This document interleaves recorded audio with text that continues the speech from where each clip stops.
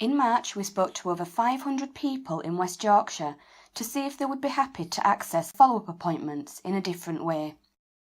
95% of people told us that they strongly agreed that the NHS should offer people different ways to access a follow-up outpatient appointment, if appropriate for their condition.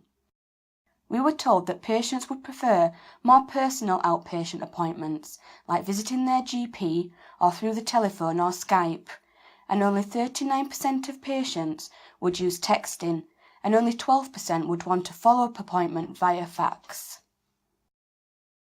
I suggest you try to keep it personal. Texting or email takes away that personal feel. People also left some comments about what they think about having a follow-up appointment differently. People lead busy lives. I know I would try a new system if it meant less time off work, and it worked just the same. I would like to be offered the choice. Most of the time I don't need to go to the hospital, so a phone call or Skype would be much better. I recently had to go to hospital for them to go all clear, tests are fine, for a minor problem. I would have rather saved their time as well as mine and have a standard email or text sent to tell me. When it's face-to-face, you can discuss your concerns. If you've had an operation, it could be looked at to make sure it's healing properly. You can't do that in a text message or Skype. One last thing. Since HealthWatch started, hundreds of people have spoken to us about how much it costs to park in our hospitals.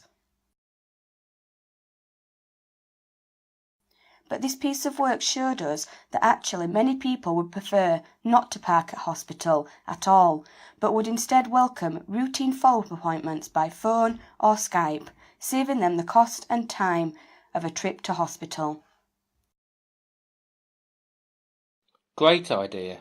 Hopefully cut down on time spent hanging around in hospital corridors, give doctors more time to treat the patients who need to be seen, and keep parking spaces available for those who need them.